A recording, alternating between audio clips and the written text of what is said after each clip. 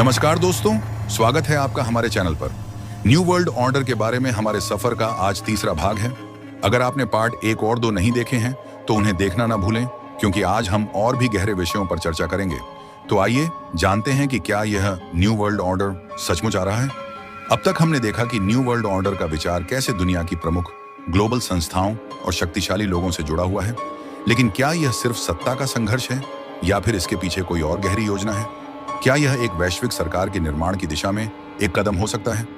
अब तक हमने देखा कि न्यू वर्ल्ड ऑर्डर का विचार कैसे दुनिया की प्रमुख ग्लोबल संस्थाओं और शक्तिशाली लोगों से जुड़ा हुआ है। लेकिन क्या यह सिर्फ सत्ता का संघर्ष है या फिर इसके पीछे कोई और गहरी योजना है? क्या यह एक वैश्विक सरकार के निर्माण की दिशा में एक कदम हो सकता है? साथियों, आपने अक्सर यह सुना होगा कि हमारे देश के प्रधानमंत्री के मुंह से ये शब्द निकले हैं, हम न्यू वर्ल्ड ऑर्डर को पूरा करने के लिए प्रयास। पोस्ट कोरोना कोरोना के बाद, कोरोना काल के बाद पोस्ट कोरोना भी नया वर्ल्ड ऑर्डर, नया वर्ल्ड ऑर्डर, नया विश्व ऑर्डर, नए वर्ल्ड ऑर्डर, नया वर्ल्ड ऑर्डर, नए world order, new world order और होना ही है।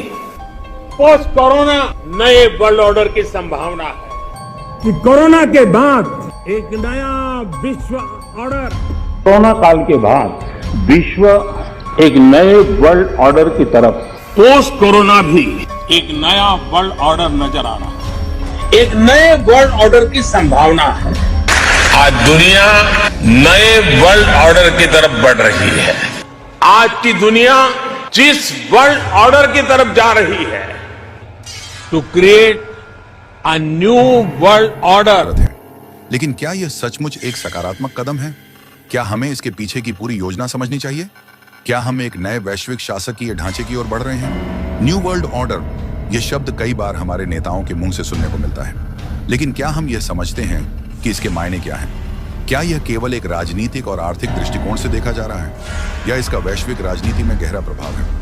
आइए दोस्तों, सबसे पहले तो हम समझते हैं कि आखिर ये न्यू वर्ल्ड ऑर्डर का असली मतलब और मकसद क्या है, जिसे जानकर आप हैरान हो जाएंगे। इसके लिए हमें सबसे पहले समझना पड़ेगा कि न्यू वर्ल्ड ऑर्डर आखिर नई विश्व व्यवस्था, आखिर व्यवस्था कहते किसे हैं? आखिर वह व्यवस्था है क्या जिसको यह नई व्यवस्था बोल रहे हैं? व्यवस्था के मायने क्या होते हैं? आखिर व्यवस्था का मतलब भी जानते हैं? आइए हम जानने का प्रयास करते हैं जो ये नई व्यवस्था का जिक्र कर रहे हैं। क्या वह वाकई में नहीं विश्व व्यवस्था है या एक नई साजिश है हम लोगों को नियंत्रित करने की? आइए जानते हैं। नई विश्व व्यवस्था या नई विश्व अव्यवस्था, नई या पुरानी विश्व व्यवस्था में अंतर समझने से पहले हमें व्यवस्था के बारे में अपनी समझ, मान्यता, छवि, कल्पना को स्पष्ट करना आवश्यक है। व्यवस्था का क्या अर्थ है? व्यवस्था को किसी ढंग, तरीका, प्रणाली, शासन, प्रशासन की प्रक्रिया, तंत्र इत्यादि अलग अलग नामों से जाना जाता है। इस संसार की सभी व्यक्त या अव्यक्त वस्तुएं या इकाइयां अपने आप में एक व्यवस्था है।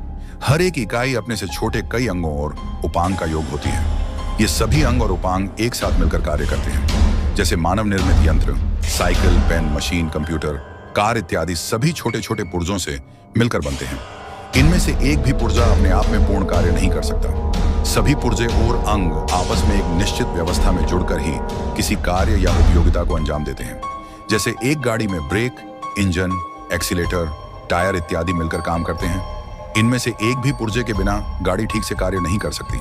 प्रकृति से लेकर मानव और मानव निर्मित कई तरह की इकाइयां और व्यवस्थाएं हैं। इसी तरह प्रकृति में व्यवस्था के रूप में मौसम, बारिश, नदी, पहाड़, मैदान, समुद्र इत्यादि भी अपने आप में एक व्यवस्था है। मानव निर्मित व्यवस्था को तंत्र कहते हैं, जैसे धर्म तंत्र, राजतंत्र, अर्थतंत्र, शिक्षा तंत्र, न्याय तंत्र, पुलिस तंत्र, कानून तंत्र सभी मानव निर्मित तंत्र के उदाहरण हैं।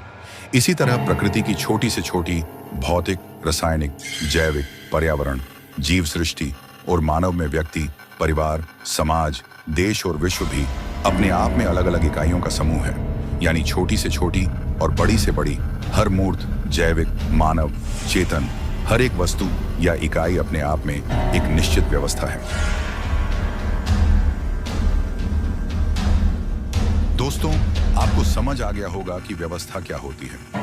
अब हम जानेंगे ऑर्डर एंड केओस, यानी सुव्यवस्था और अव्यवस्था के बारे में। किस व्यवस्था को हम अच्छी मानते हैं और किसे बुरी समझते हैं? सुव्यवस्था वह होती है जहां सभी इकाइयों के बीच संगीतमयता, निरंतरता, सहजता, सरलता, स्पष्टता, पारदर्शिता और पूर्णता का संबंध होता है।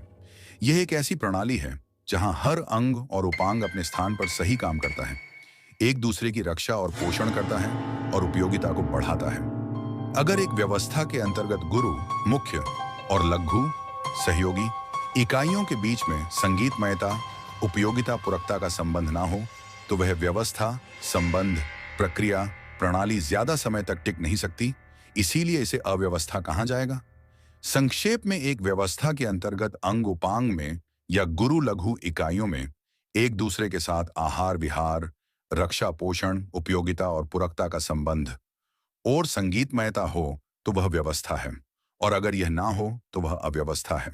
इन प्रतिमानों, मापदंडों के आधार पर अगर हम देखें तो विश्व व्यवस्था, चाहे वह नई हो या पुरानी, दोनों ही अव्यवस्था सिद्ध होते हैं, क्योंकि जिसके कारण चाहे प्राकृतिक व्यवस्था हो या मानव निर्मित धर्म, अर्थ, राज, समाज, शिक्षा, स्वास्थ्य, व्यापार या सांस्कृतिक व्यवस्था हो, सभी का ह्रास और विनाश सुनिश्चित दिखता है।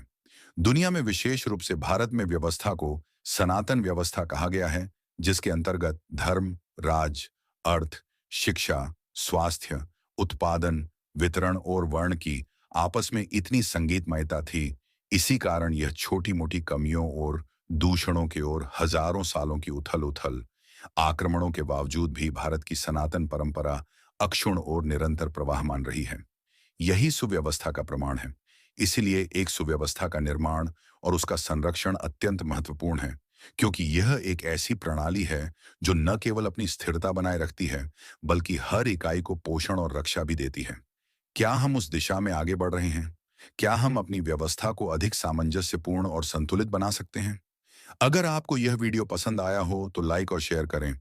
साथ ही अपने विचार हमारे साथ कमेंट्स में शेयर करें।